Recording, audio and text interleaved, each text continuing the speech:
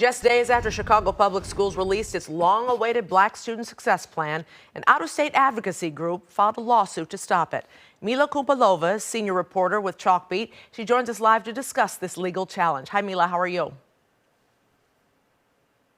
Hi, I'm great. Thanks so much for having me. Oh, thanks for coming to talk to us about this. First of all, explain what the Black Student Success Plan is and how long the CPS has been waiting for it.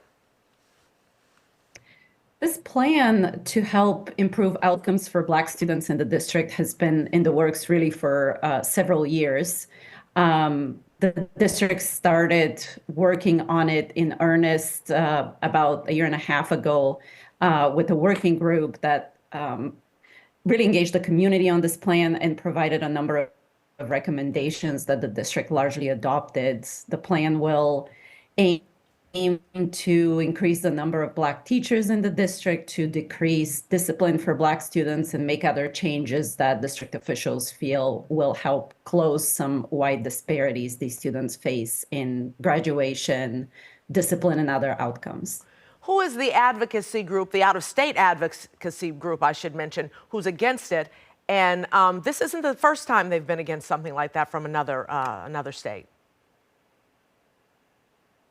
That's right. The group is based in Virginia. They're called Parents Defending Education, and they have been really active in recent years, challenging race-based initiatives in school districts and on college campuses, and trying to prevent districts teaching topics having to do with race and gender in school classrooms. They did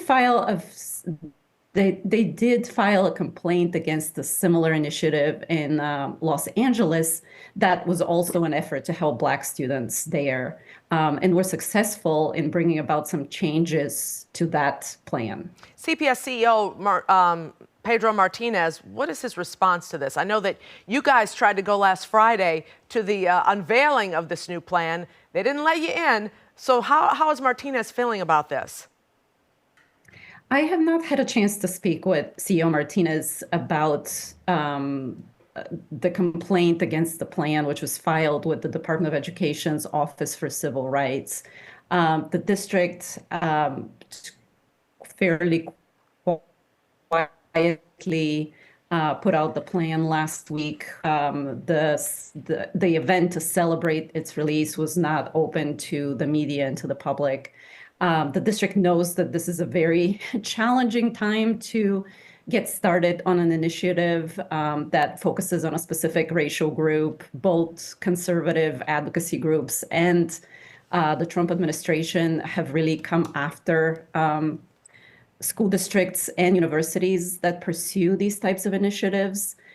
So the district just said that they're reviewing the complaint and will respond to it. Because of Donald Trump's initiatives, things that he wants to get rid of DEI, how successful do you think this lawsuit will be? It's hard to say.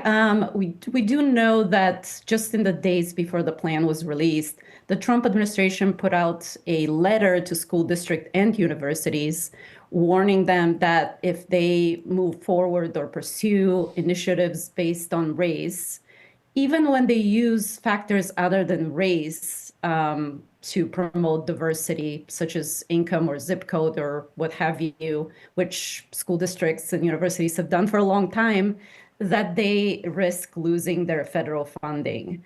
So we do know that the Trump administration is on the lookout for these types of initiatives and is opposed to them.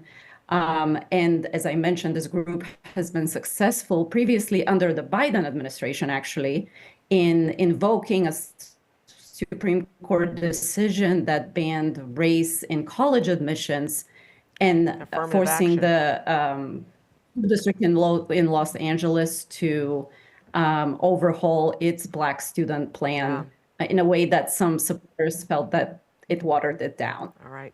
Mila Kumpalova, senior reporter at Chalkbeat. Thank you so much. Thank you for having me.